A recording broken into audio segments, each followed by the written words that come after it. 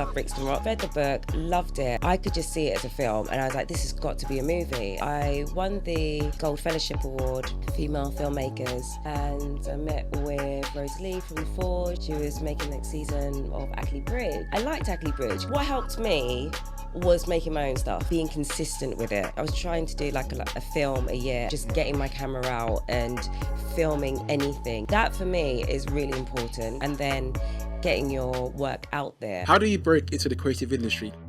And how do our experiences shape our careers? Welcome to the podcast that asks the most influential creatives how they got the role that ultimately changed everything and what proactive tips others can adopt to get the picture. I'm your host, Kiosa Sukami, and this podcast series is brought to you by London Podcast Studios. On today's episode, we sit down with Ethosheia Hylton, a writer-director working predominantly in television. After moving to the US to study acting, she quickly made the transition behind the camera. Ethosheia is known for her short film adaptation of the novel Brixton Rock, before going on to direct episodes of Ackley Bridge. She has recently completed on teen comedy drama series Borders for the BBC, and led the team behind the new comedy series Crongton. Thank you so much, Ethosheia, for coming on Get the Picture. The idea of this podcast is to invite guests and creatives like yourself working in the film and TV industry to kind of share their experiences, share their journey, and hopefully our listeners and our viewers can get something from this. So you've got a very, very, very big credit list. Obviously, you've done a lot of work and you're very specialised in what you do. So it's really good to actually have you in person, actually be able to talk about some of that work. So I'd like to first, before we get into talking about that work, figure out a little bit more about yourself and learn a bit about you personally before we get into that. So do you want to maybe start us off a little bit first by letting us know about Ethosheia? So what's your background? Where were you born and raised before we get into all the good stuff? Oh yeah, I'm from Streatham, South London. Okay. Grew up in South London.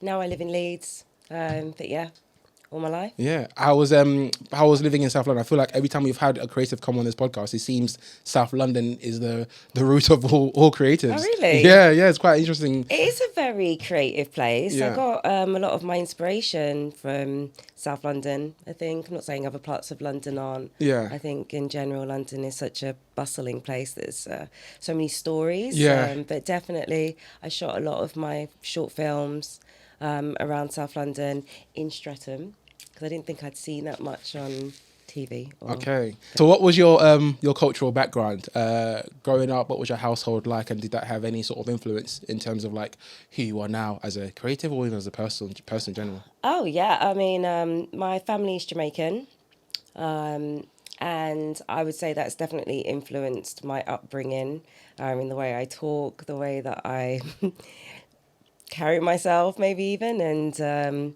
just in general, in all aspects of my life. I'm very proud of my Jamaican roots and culture. I grew up in a very female household. My grandma was the head of the family, and I definitely think that's had an effect on me as well. Even though I was very close with my dad, it's very matriarchal. Did you have any siblings growing up? You said it was quite a female-led household. So is that just mainly on the parent side of things, or like any siblings as well? Yeah, it was me and my sister, but I have brothers as well and other sisters. Okay. So what would you say that maybe was your first discovery of maybe film or anything creative? Was it quite a creative household that you lived in, or was it everyone sort of doing different things?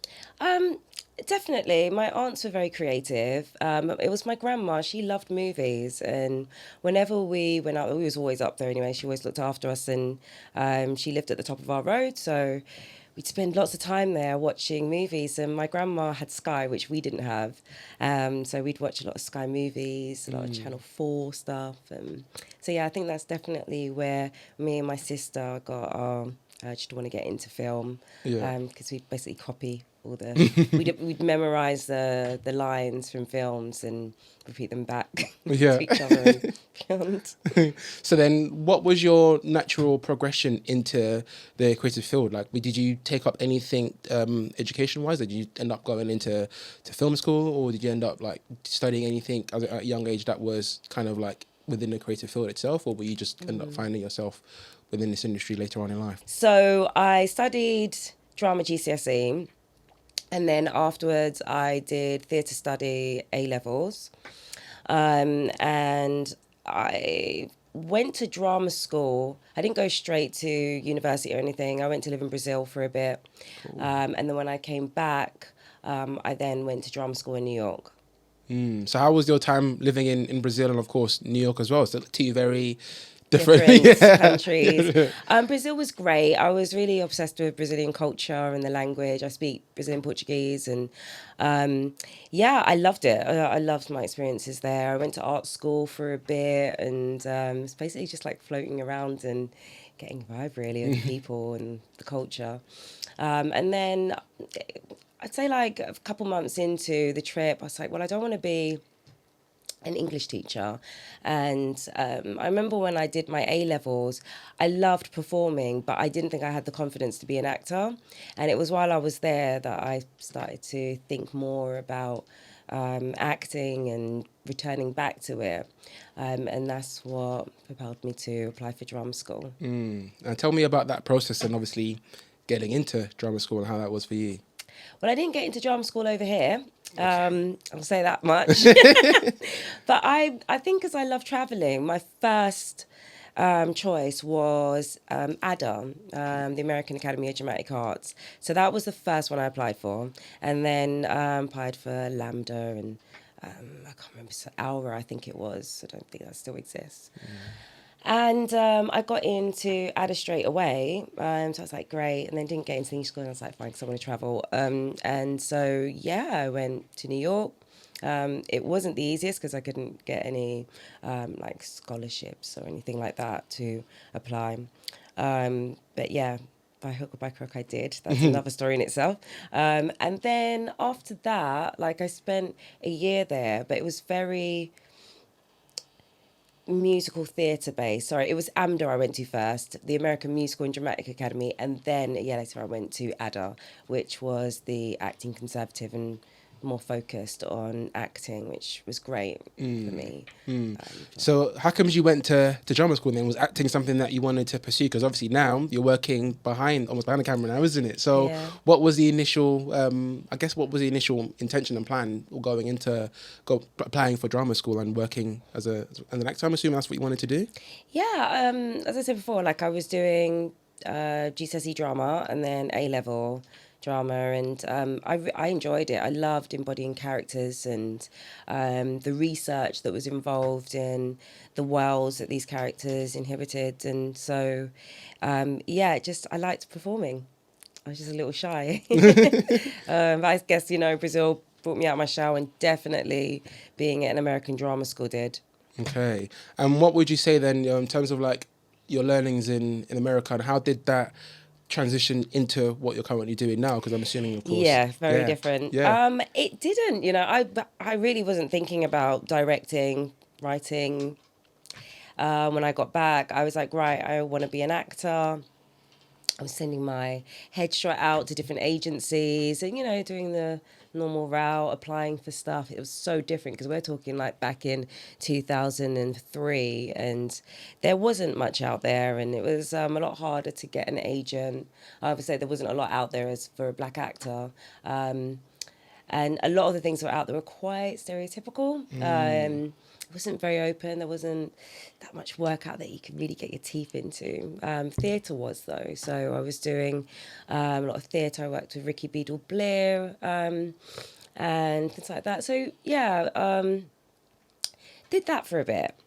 And then I joined the airline because I just needed to support myself. Joined the airline. You're working as an air hostess. Okay, yeah. And it was during that time, because I couldn't audition, I started to write. It was my sister. She goes, well, you love writing, so why don't you write a script? And I'm thinking that's for writers and directors. That's not for me. And she goes, just try it. So I did. And my first story was Aki and Saltfish. It was based on... It's like my mum used to say when I was growing up, like, you need to learn how to cook, because I hated being in the kitchen with her when she was cooking. She was like, you need to learn how to cook, so when you have your family and your husband, you can cook for them. And I was just like, whatever, I'm going to have a maid. Think of that. So yeah, I just took that concept and that old tradition and put it into like a modern story with a girl who has everything, the perfect job, boyfriend, flat, everything, all things I didn't have. And yeah, I just thought, but she can't cook. And what if that becomes like a factor in her life? Yeah.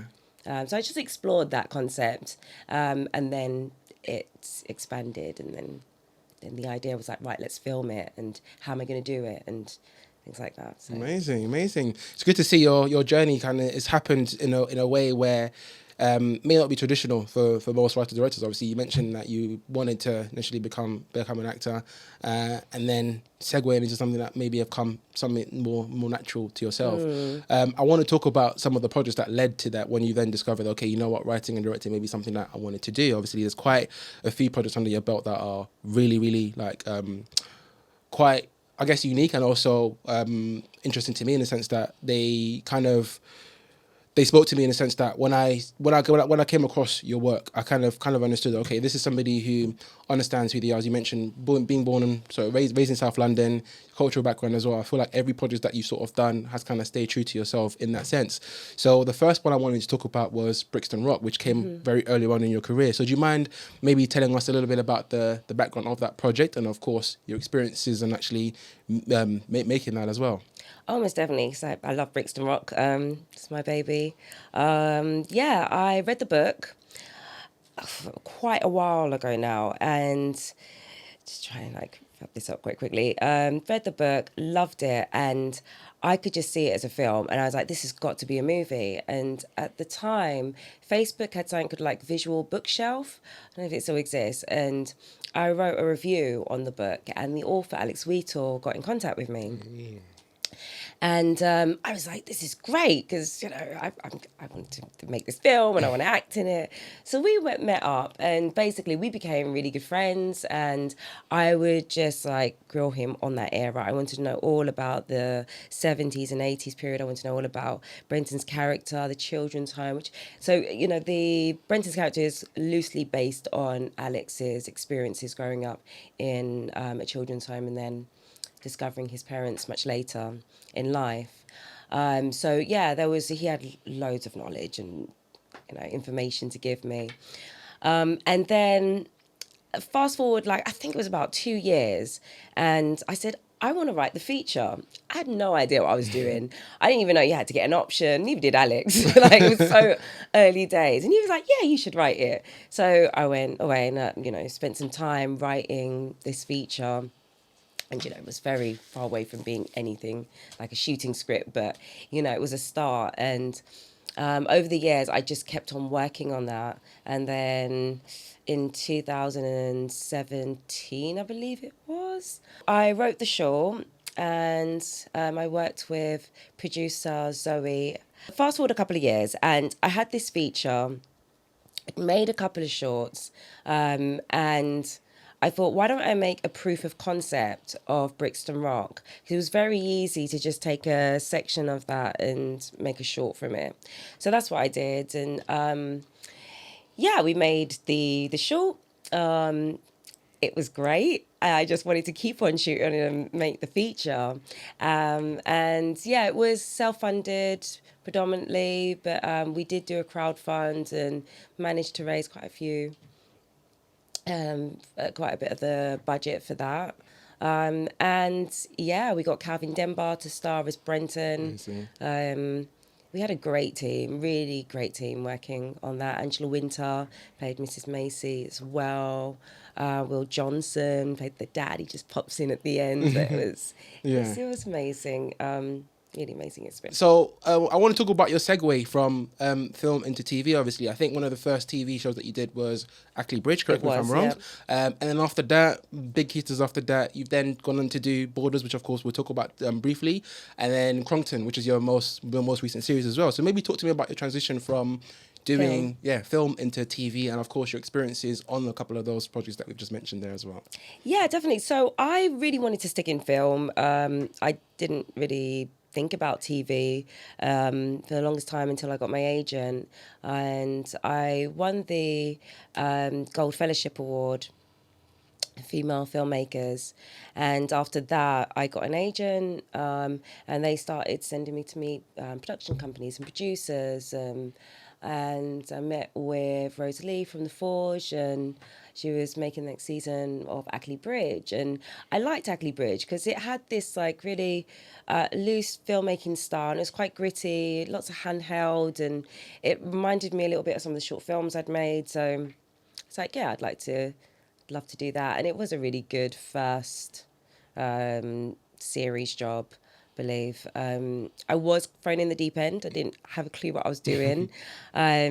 But it was kind of like learning along the way and using the experience that I'd gained over the years making shorts. That's why I think it's so important to make your own stuff. It really Yeah, is. yeah. It's invaluable. Talk to me about Crongton. Obviously, it's the most recent project. So I really want to find out maybe how the project came about as well, and of course your experiences working maybe with children as well, because there's a big cast of a lot of young people, and it's a very bold show in terms of like costumes, colors, and everything like that. So what was your experience working on that, and how were you involved in, I guess, in those departments? So Crongton, I received an email from my agent, and I read the script and I loved it. I'd already read the books, of course, because it's Alex Wheatles and I've read all of his stuff. But I really liked this because it was taking it into a different realm with fantasy and animation, and you've got these kids from the block, and they're faced with like normal teenage dramas and situations, but it was told in a really funny way, in a really cool way. It's like I hadn't seen before on Yeah. TV. So yeah, I was all up for it once I read the script, and I was very grateful to get the job, and just started working on creating that world, and working with the HODs to create this new, colourful and creative world. And it was very, it's tough working with kids, I'm not gonna lie, and I think it's because you get less hours, and also you've got chaperones around all the time, and it's completely different. Waiting for them, you get to set, you're ready to go, and you've got to wait because Yeah. you've run out of hours day 4, and they're now coming on set later. But it was the most I've laughed on set. The kids, they keep you younger, and they fill you with so much joy, and they're so passionate. We had a really great cast that just were hungry, and full of creativity, and just wanting to really delve into those roles. So yeah, I really enjoyed it. That's great. Speaking of casting as well, obviously, I want to talk about Borders really briefly as well, because that had a great cast. And obviously, you got Just Adiku, you've got a lot of new faces that were coming out into the scene as well. What was your maybe your process and involvement with working with actors like that who Newcomers? yeah, newcomers. I'm used to working with newcomers. Not that I prefer, but I love to give that opportunity to people that are new into the industry, because I know it's so hard, but there's so much talent out there that sometimes doesn't get seen. So I really like now that casting directors are opening up the castings to things like Twitter, and Instagram. So I really enjoyed working with them. I think it's, they've got everything there. It's just, getting familiar with things like marks and positionings and things like that. And, we did a lot of improvisations just so that they can relax into it. And, I think sometimes the hardest thing is just having so many crew members around. But if you can create a safe space for them to work in, it's not too stressful and pressured, then you get the best out of them. And, the cast were, they were really passionate and really wanted to do this. They really embodied those roles and made them their own. And I believe that's why it's so successful now. Yeah. Series 2, right? Yeah, so they definitely they delivered for sure in terms of the actors and Oh, just they're on series 3 now. They were season 3 now. Oh my Yeah. god, Actually, yeah, I don't know yeah. if I'm allowed to say that, but I think it's been released. So edit that out if we it's might have not. to cut that out. Still exclusive right there. I want to ask, before we kind of wrap up this interview, I want to ask if you've got any sort of like methods or processes or anything that you sort of tap into when it comes to whether it's your style as a director or even as a writer, that could maybe other people could look at. It could be a book, it could be just something that you've learned over the past, or just your process generally. I would say definitely my acting background has helped. I had really strict teachers at drama school that I loved. I love hardcore like teachers that just go back to the basics, like Uta Hagen and Stanislavski, and the art of improvisation. And I do bring that into my work. I do like to come away from the text a little bit and explore and play and warm up. I think it's really important for the actor to use their instruments well, especially on set. So, you'll see me, especially on Crongton, I did it on Borders too, warming actors up, before takes or, and not expecting them to do it, but, teaching them a little something that they can then do on their own if they're new to it. Yeah. But yeah, I guess it's important to listen to your actors. They know their characters the best. And yes, I'm the director, but I really do appreciate every single person's role in the making of something. So I like to leave egos outside and see it as a collective. I think that's when you get the best work. Definitely, yeah. It's when you give that people a safe environment, isn't it, to be able to be their best self. Before my last question to you would be maybe any advice or any tips that you'd give to other aspiring writers, directors. I think coming up into the industry is always changing, to be honest, and especially in the UK, it's mainly TV that we do here. So any advice maybe towards TV, as in breaking out into TV, that could help, and as well working with networks as well, the production companies generally. I think you mentioned there when you first got an agent, generally having general meetings, production companies. Maybe any advice for people that are making that step from shorts into bit more commercial sort of work. I guess any advice, anything you'd like to share with them that may have helped you. Okay, so what helped me was making my own stuff and being consistent with it. I was trying to do like a film a year, or just getting my camera out and filming anything. I'd go to Brixton Market and film little stuff and making documentaries. I think that for me is really important. And then getting your work out there and letting it be seen, because I never got my award or my agent through going to film school or meeting somebody that just was like, great, we love it. It just came out of the blue. Like, literally I got an email and it was like, oh, you're going to get this award. And it was my body of work that I'd done before that, I did start to send them to film festivals in the States and over here at the Soul Festival as well. But yeah, it was those things that got me to where I am now, I really believe, and just being consistent. It's very competitive, but I do believe that everyone has their unique voice, and it's just getting it out there, keeping it going. What else could I say? And when your time is right, it is, it's your time.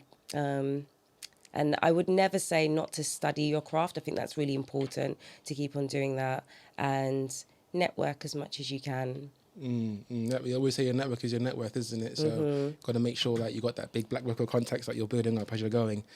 Definitely. Really great advice, Ethosheia, and it's been really good to have you on. I wish we could have had more time to actually delve a lot deeper into your work and obviously your history. So hopefully we can get you back for another episode and really take more time to figure that out. If our audience want to reach out to you or connect with you, is there any way that they can find you? And then lastly as well, is there anything that we can expect from you in the future? Yes, so I am on socials. You can find me at Agua de Coco Girl on Instagram. Or you can email me. Should be available. And yeah, just watch this space. There are things coming. I am always working on Brixton Rock as a feature, but there's some other things in the pipeline that I'll start to post on my Instagram really soon. Amazing. It's been a pleasure. And that's also for actors as well. I'm always like, please reach out. I still do love when actors reach out to me, and I'll get back to you if there is a wrong. Amazing. It's been a pleasure having you on, Ethosheia. Thank you so much for coming. Thank you very much. Thank you. Real. Thank you for watching and listening. If you enjoyed this content, then make sure to like, comment, share, and subscribe to the official London Podcast Studios channel. If you want to join the creative community and find out how you can get the picture, then make sure to click the link in the description.